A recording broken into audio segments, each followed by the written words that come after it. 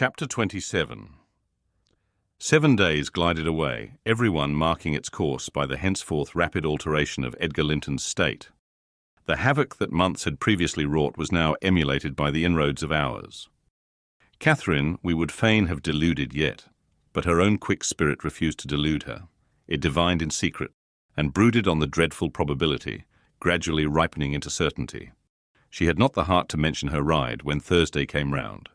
I mentioned it for her, and obtained permission to order her out of doors. For the library, where her father stopped a short time daily, the brief period he could bear to sit up, and his chamber had become her whole world. She grudged each moment that did not find her bending over his pillow or seated by his side. Her countenance grew wan with watching and sorrow, and my master gladly dismissed her to what he flattered himself would be a happy change of scene and society, drawing comfort from the hope that she would not now be left entirely alone after his death. He had a fixed idea, I guessed by several observations he let fall, that as his nephew resembled him in person, he would resemble him in mind. For Linton's letters bore few or no indications of his defective character, and I, through pardonable weakness, refrained from correcting the error, asking myself what good there would be in disturbing his last moments with information that he had neither power nor opportunity to turn to account. We deferred our excursion till the afternoon. A golden afternoon of August, every breath from the hills so full of life that it seemed whoever respired it, though dying, might revive. Catherine's face was just like the landscape, shadows and sunshine flitting over it in rapid succession. But the shadows rested longer, and the sunshine was more transient, and her poor little heart reproached itself for even that passing forgetfulness of its cares. We discerned Linton watching at the same spot he had selected before. My young mistress alighted, and told me that, as she was resolved to stay a very little while, I had better hold the pony and remain on horseback. But I dissented. I wouldn't risk losing sight of the charge committed to me a minute. So we climbed the slope of heath together. Master Heathcliff received us with greater animation on this occasion. Not the animation of high spirits, though, nor yet of joy. It looked more like fear. "It is late," he said, speaking short and with difficulty. "Is not your father very ill? I thought you wouldn't come." "Why won't you be candid?" cried Catherine, swallowing her greeting. "Why cannot you say at once you don't want me? It is strange, Linton, that for the second time you have brought me here on purpose, apparently to distress us both, and for no reason besides." Linton shivered and glanced at her, half supplicating, half ashamed, but his cousin's patience was not sufficient to endure this enigmatical behaviour.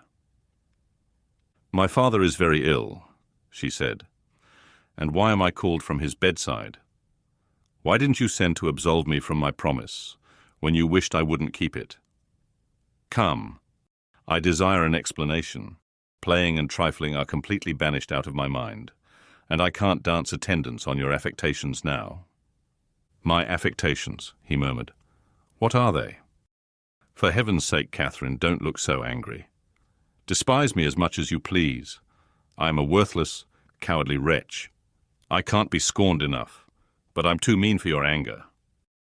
Hate my father and spare me for contempt." "Nonsense!" cried Catherine in a passion. "Foolish, silly boy. And there, he trembles as if I were really going to touch him. You needn't bespeak contempt, Linton. Anybody will have it spontaneously at your service. Get off. I shall return home. It is folly dragging you from the hearthstone and pretending. What do we pretend? Let go my frock. If I pitied you for crying and looking so very frightened, you should spurn such pity. Ellen, tell him how disgraceful this conduct is. Rise, and don't degrade yourself into an abject reptile. Don't." With streaming face and an expression of agony, Linton had thrown his nerveless frame along the ground. He seemed convulsed with exquisite terror. "Oh," he sobbed, "I cannot bear it. Catherine, Catherine, I'm a traitor too, and I dare not tell you. But leave me, and I shall be killed. Dear Catherine, my life is in your hands, and you have said you loved me, and if you did, it wouldn't harm you. You'll not go then? Kind, sweet, good Catherine, And perhaps you will consent, and he'll let me die with you." My young lady, on witnessing his intense anguish, stooped to raise him. The old feeling of indulgent tenderness overcame her vexation, and she grew thoroughly moved and alarmed. "Consent to what?" she asked. "To stay. Tell me the meaning of this strange talk, and I will. You contradict your own words and distract me. Be calm and frank, and confess at once all that weighs on your heart. You wouldn't injure me, Linton, would you? You wouldn't let any enemy hurt me if you could prevent it? I'll believe you are a coward for yourself, but not a cowardly betrayer of your best friend." "But my father threatened me," gasped the boy, clasping his attenuated fingers. "And I dread him. I dare not tell." "Oh, well," said Catherine with scornful compassion. "Keep your secret. I'm no coward. Save yourself. I'm not afraid." Her magnanimity provoked his tears. He wept wildly, kissing her supporting hands, and yet could not summon courage to speak out. I was cogitating what the mystery might be, and determined Catherine should never suffer to benefit him or anyone else by my good will. When, hearing a rustle among the ling, I looked up and saw Mr. Heathcliff almost close upon us, descending the heights. He didn't cast a glance towards my companions, though they were sufficiently near for Linton's sobs to be audible, but hailing me in the almost hearty tone he assumed to none besides, and the sincerity of which I couldn't avoid doubting, he said, "It is something to see you so near to my house, Nelly. How are you at the Grange? Let us hear. The rumour goes," he added in a lower tone, "that Edgar Linton is on his deathbed. Perhaps they exaggerate his illness." "No, my master is dying," I replied. "It is true enough. A sad thing it will be for us all, but a blessing for him." "How long will he last, do you think?" he asked. "I don't know," I said. "Because," he continued, looking at the two young people who were fixed under his eye, "Linton appeared as if he could not venture to stir or raise his head, and Catherine could not move on his account. Because that lady yonder seems determined to beat me, and I'd thank his uncle to be quick and go before him. Hello, has the whelp been playing that game long? I did give him some lessons about snivelling. Is he pretty lively with Miss Linton generally?" "Lively? No. He has shown the greatest distress," I answered. "To see him, I should say that instead of rambling with his sweetheart on the hills, he ought to be in bed, under the hands of a doctor." "He shall be, in a day or two," muttered Heathcliff. "But first, get up, Linton. Get up," he shouted. "Don't grovel on the ground there. Up this moment." Linton had sunk prostrate again in another paroxysm of helpless fear, caused by his father's glance towards him, I suppose. There was nothing else to produce such humiliation. He made several efforts to obey, but his little strength was annihilated for the time, and he fell back again with a moan. Mr. Heathcliff advanced and lifted him to lean against a ridge of turf. "Now," said he, with curbed ferocity, "I'm getting angry, and if you don't command that paltry spirit of yours, damn you, get up directly." "I will, father," he panted. "Only let me alone, or I shall faint." "I've done as you wished, I'm sure. Catherine will tell you that I have been cheerful. Ah, keep by me, Catherine, give me your hand." "Take mine," said his father. "Stand on your feet. There now, she'll lend you her arm. That's right, look at her. You would imagine I was the devil himself, Miss Linton, to excite such horror. Be so kind as to walk home with him, will you? He shudders if I touch him." "Linton, dear," whispered Catherine, "I can't go to Wuthering Heights. Papa has forbidden me. He'll not harm you. Why are you so afraid?" "I can never re-enter that house," he answered. "I'm not to re-enter it without you." "Stop," cried his father. "We'll respect Catherine's filial scruples. Nelly, take him in, and I'll follow your advice concerning the doctor without delay." "You'll do well," replied I. "But I must remain with my mistress. To mind your son is not my business." "You are very stiff," said Heathcliff. "I know that. But you'll force me to pinch the baby and make it scream before it moves your charity. Come then, my hero, are you willing to return escorted by me?" He approached once more, and made as if he would seize the fragile being. But shrinking back, Linton clung to his cousin, and implored her to accompany him, with a frantic importunity that admitted no denial. However I disapproved, I couldn't hinder her. Indeed, how could she have refused him herself? What was filling him with dread we had no means of discerning, but there he was, powerless under its gripe, and any addition seemed capable of shocking him into idiocy. We reached the threshold.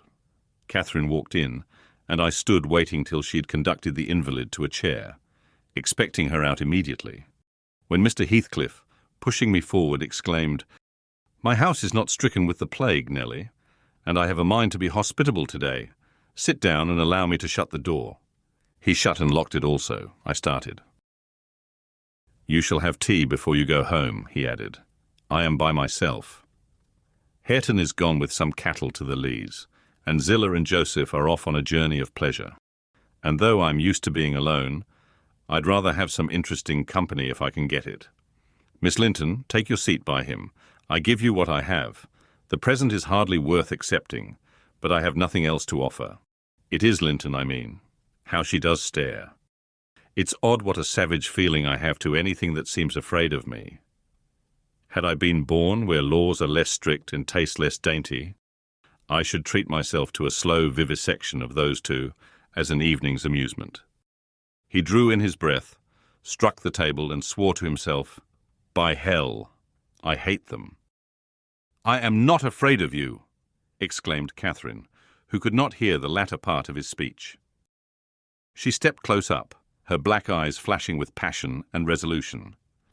"Give me that key. I will have it," she said. "I wouldn't eat or drink here if I were starving." Heathcliff had the key in his hand that remained on the table. He looked up, seized with a sort of surprise at her boldness, or possibly reminded by her voice and glance of the person from whom she inherited it. She snatched at the instrument, and half succeeded in getting it out of his loosened fingers. But her action recalled him to the present. He recovered it speedily. "Now, Catherine Linton," he said, "stand off or I shall knock you down, and that will make Mrs. Dean mad." Regardless of this warning, she captured his closed hand and its contents again.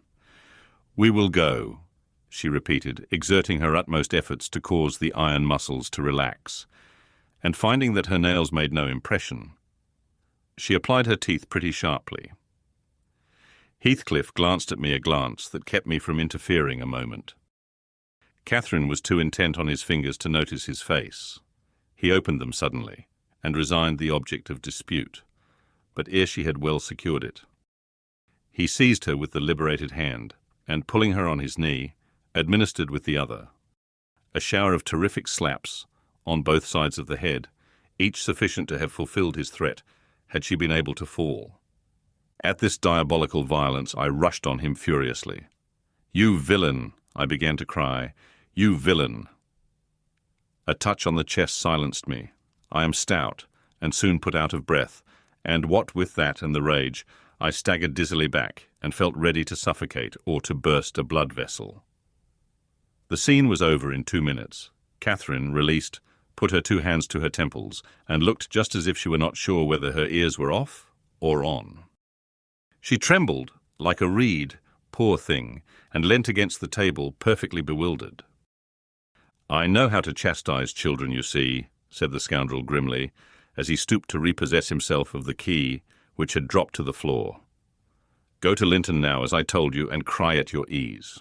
I shall be your father tomorrow, all the father you'll have in a few days, and you shall have plenty of that. You can bear plenty. You're no weakling. You shall have a daily taste if I catch such a devil of a temper in your eyes again."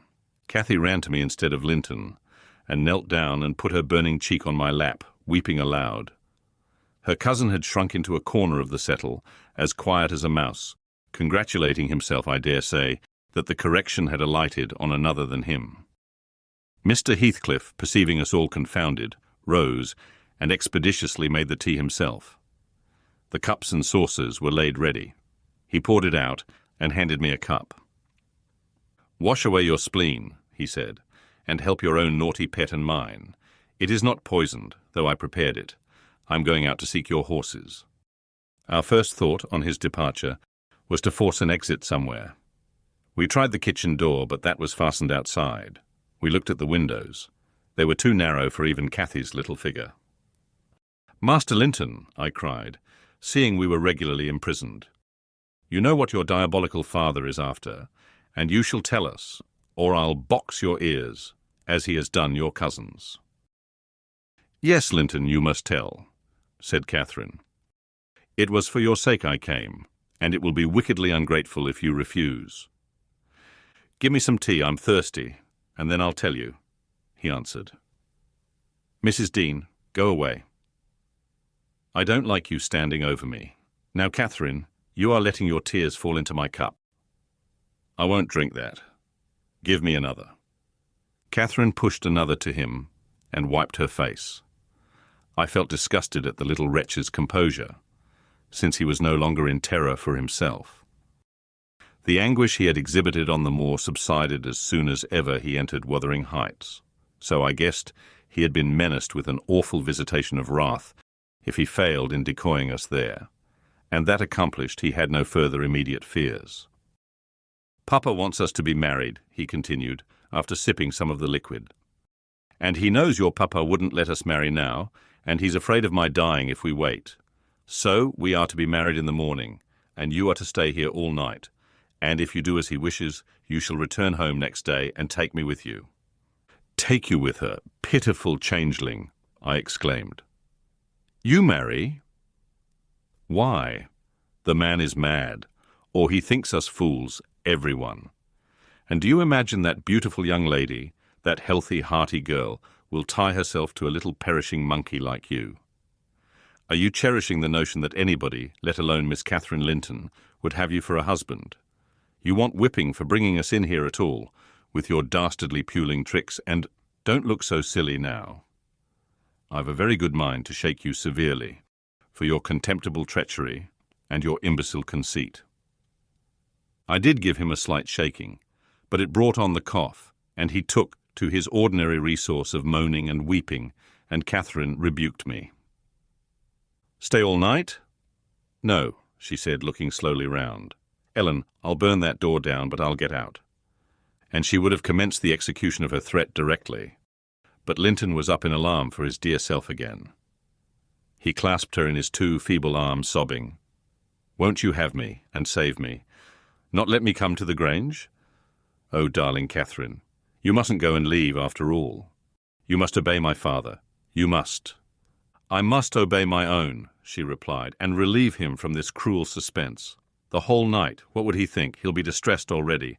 I'll either break or burn a way out of the house. Be quiet. You're in no danger, but if you hinder me, Linton, I love papa better than you." The mortal terror he felt of Mr. Heathcliff's anger restored to the boy his coward's eloquence. Catherine was near distraught. Still, she persisted that she must go home, and tried entreaty in her turn, persuading him to subdue his selfish agony. While they were thus occupied, our jailer re-entered. "Your beasts have trotted off," he said, "and now Linton, snivelling again. What has she been doing to you? Come, come, have done, and get to bed. In a month or two, my lad, you'll be able to pay her back her present tyrannies with a vigorous hand. You're pining for pure love, are you not? Nothing else in the world, and she shall have you. There to bed. Zillah won't be here tonight. You must undress yourself. Hush, hold your noise. Once in your own room, I'll not come near you. You needn't fear. By chance, you've managed tolerably. I'll look to the rest." He spoke these words, holding the door open for his son to pass, and the latter achieved his exit exactly as a spaniel might which suspected the person who attended on it of designing a spiteful squeeze. The lock was re-secured. Heathcliff approached the fire, where my mistress and I stood silent. Catherine looked up and instinctively raised her hand to her cheek. His neighbourhood revived a painful sensation. Anybody else would have been incapable of regarding the childish act with sternness. But he scowled on her and muttered, "Oh, you are not afraid of me." "Your courage is well disguised. You seem damnably afraid." "I'm afraid now," she replied, "because if I stay, Papa will be miserable. And how can I endure making him miserable when he... Mr. Heathcliff, let me go home. I promised to marry Linton. Papa would like me to, and I love him. Why should you wish to force me to do what I'll willingly do of myself? Let him dare to force you, I cried. There's law in the land, thank God. There is. Though we be in an out-of-the-way place, I'd inform if he were my own son, and it's felony without benefit of clergy. Silence, said the ruffian. To the devil with your clamour. I don't want you to speak. Miss Linton, I shall enjoy myself remarkably in thinking your father will be miserable. I shall not sleep for satisfaction. You could have hit on no surer way of fixing your residence under my roof for the next 24 hours than informing me that such an event would follow. As to your promise to marry Linton, I'll take care you shall keep it. For you shall not quit this place till it is fulfilled. Send Ellen, then, to let Papa know I'm safe, exclaimed Catherine, weeping bitterly. Or marry me now. Poor Papa. Ellen, he'll think we're lost. What shall we do? Not he. He'll think you are tired of waiting on him, and run off for a little amusement, answered Heathcliff. You cannot deny that you entered my house of your own accord, in contempt of his injunctions to the contrary, and it is quite natural that you should desire amusement at your age, and that you would weary of nursing a sick man, and that man only your father. Catherine, his happiest days were over when your days began.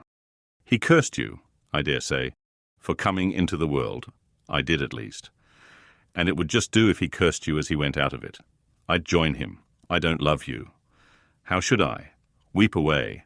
As far as I can see, it will be your chief diversion hereafter, unless Linton make amends for other losses, and your provident parent appears to fancy he may. His letters of advice and consolation entertained me vastly. In his last, he recommended my jewel to be careful of his, and kind to her when he got her.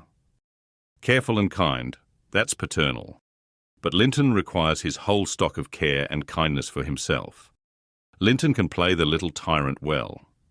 He'll undertake to torture any number of cats, if their teeth be drawn and their claws pared.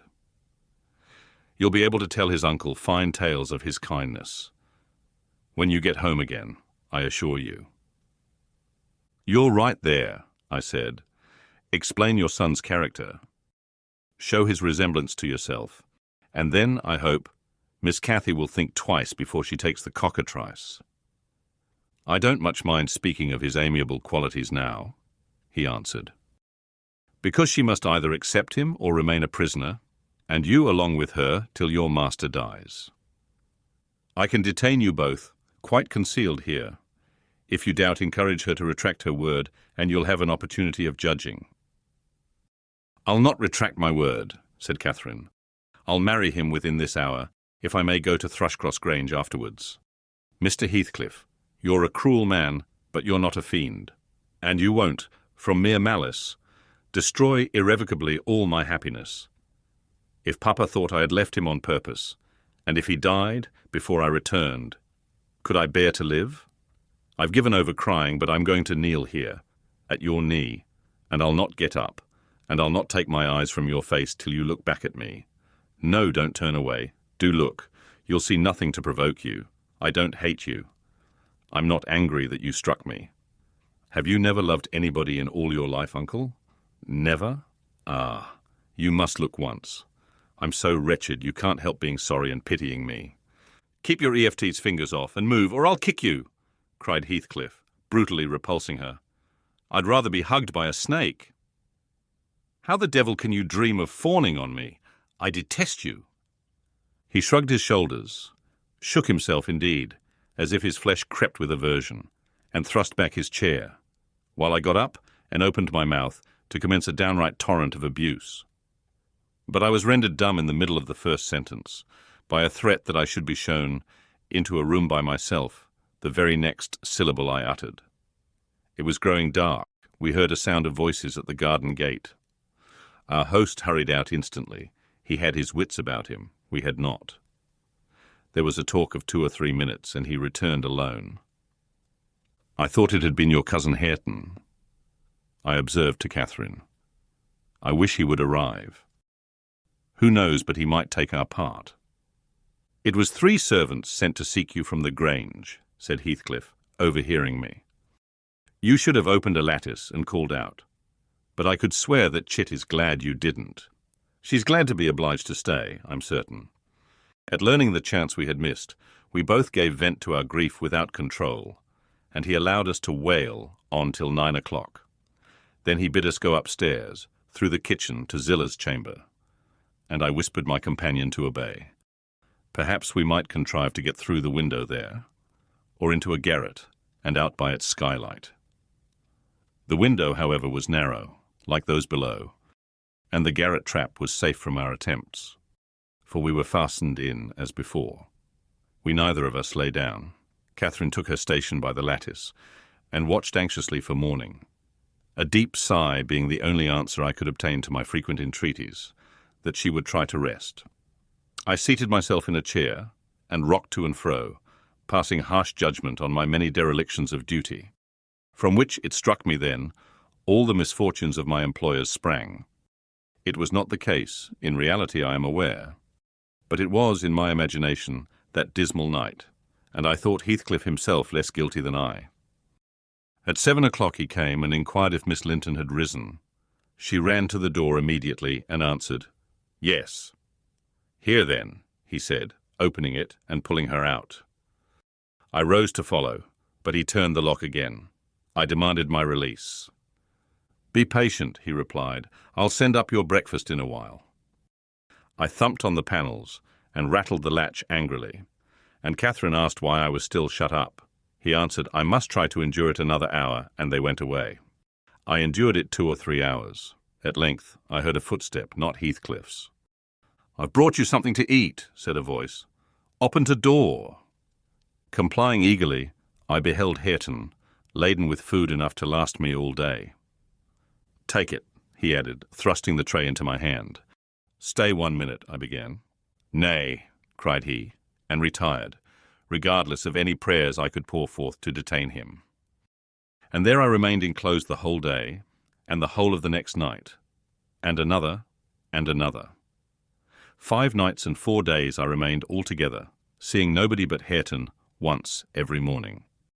And he was a model of a jailer, surly and dumb, and deaf to every attempt at moving his sense of justice or compassion.